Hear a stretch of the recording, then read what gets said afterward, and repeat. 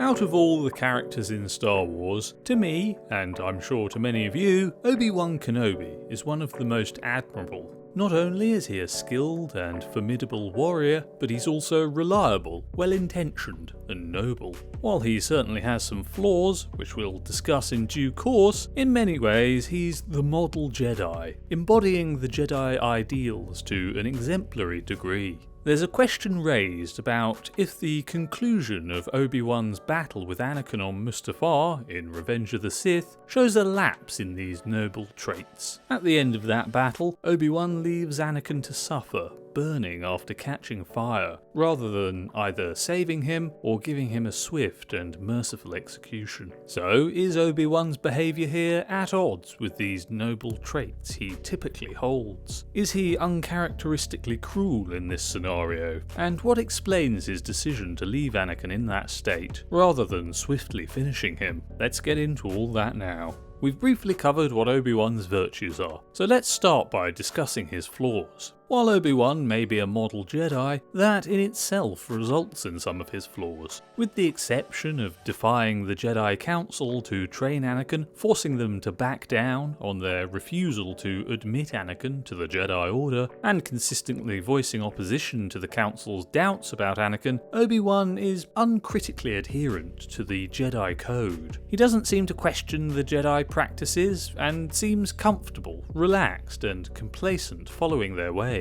This makes him oblivious to the Jedi's shortcomings. When confronting Anakin on Mustafar, Anakin tells him that if Obi-Wan is not with him on his new path to the dark side, then he's his enemy. To this, Obi-Wan says, "Only a Sith deals in absolutes," to criticize Anakin. But Obi-Wan doesn't recognize the irony of this statement. One of the main reasons Anakin has been seduced by the ways of the Sith is precisely because the Jedi themselves deal in absolutes. It's their restrictive dogmatic ways which played a key part in pushing Anakin to the dark side. Since Obi-Wan doesn't seem to understand that, he's an unwitting stooge of the unreasonable and intransigent Jedi leadership, meaning he can't contribute much to improve the Jedi Order and stop it making these kinds of mistakes. This perhaps means, given the opportunity, he would pass on the same dysfunctional teachings to Luke and repeat the same mistakes of the past when resurrecting the Jedi Order. He doesn't spend much time teaching Luke, so we don't get to find out whether or not Obi-Wan had evolved out of his old ways by this point in the saga. However, I'd argue when Yoda trains Luke, despite giving him valuable knowledge, he does also enforce some of the same harmful Jedi dogmas of the past. For example, telling Luke not to ask so many questions, but to simply accept what he's being told uncritically. That's a terrible thing to teach someone. And of course, Obi-Wan, as a Force ghost, told Luke to seek out Yoda for this training. As a Force ghost, Obi-Wan communicates with Yoda about Luke and his training before and after the process, and isn't shown to push back on any of the negative aspects of it, which repeat the mistakes of the past. In fact, Yoda is concerned that Obi-Wan is repeating past mistakes by pushing for Luke to be trained as a Jedi, when Yoda deems him to be as unsuitable for that path as Anakin was. So perhaps that's evidence that Obi-Wan has learned nothing from the mistakes made with Anakin. Perhaps it also shows him in a positive light, because it shows that even if he has lapses in his typical behaviour, as we're about to get into, overall his good traits have remained, indicating that the other aspects of his personality, specifically his nobility from before Anakin's turn to the dark side, may also be more or less consistent with how they always were. Unlike with Anakin, training Luke works out for the best. So take from that what you will. Now, let's move on to Obi-Wan's behaviour at the end of his battle with Anakin in Revenge of the Sith. As mentioned, after defeating Anakin in this battle, stuck by the edge of a river of lava, Anakin catches fire, and rather than swiftly finishing him to stop his agony, Obi-Wan turns away, allowing Anakin to suffer, screaming as he is consumed by flames. After the flames die down, even though Anakin is still alive, Obi-Wan walks away, presumably assuming Anakin will soon die of his injuries. Again, Obi-Wan has the choice to swiftly end his suffering there, but he doesn't take it, opting to let Anakin die slowly and painfully.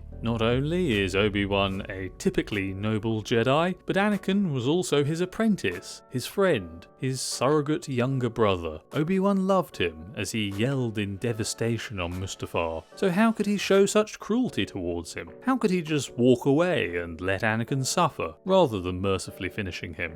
There are various possible explanations for this. One of the things Star Wars does so consistently is to depict events and character actions with a degree of ambiguity about them, leaving it up to the audience to interpret the reasons behind them. For example, did Palpatine actually lose the fight to Mace Windu, or did he let Windu win to manufacture the situation which led to Anakin saving him from Windu and definitively being pulled over to the dark side? The franchise is littered with ambiguity like this, some of which I've discussed in other videos, so it's left up to us to debate Obi-Wan's reasons for his actions in this case. For Obi-Wan, killing his friend would have been overwhelmingly difficult. He already asked Yoda to send him to fight Palpatine instead of Anakin, because he felt he couldn't kill his apprentice. Perhaps when it came time to kill Anakin, Obi-Wan was frozen by this. Frozen by indecision. He simply couldn't do it. So he turned away and let nature do it for him. Let the flames have Anakin.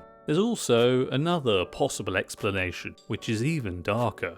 The Jedi teach not to act on anger and hate, because that leads to the dark side. In spite of being such a model adherent to the ways of the Jedi, Obi-Wan is only human, and therefore fallible. As well as he may generally adhere to these Jedi teachings, everyone has a breaking point, and by the time he fights Anakin on Mustafar, Obi-Wan has only just suffered something apocalyptically traumatizing. The Jedi Order has been destroyed, the institution he's given his life to, where he was raised. It's more or less everything he's ever known. Almost all his friends have been murdered, he's found the bodies of massacred Jedi younglings, the democratic society he's been upholding as a guardian has been overthrown, and he now has no place in the new regime. And all of this is Anakin's doing in large part. With all this trauma inflicted on Obi-Wan, I think it's fair to assume that he may have succumbed to anger and vengeful impulses, even if only briefly. And so, since Anakin has robbed Obi-Wan of everything, perhaps Obi-Wan isn't in a particularly merciful mood after his intense battle with his friend who's betrayed him. Perhaps he wants to let Anakin suffer as punishment for all his sins.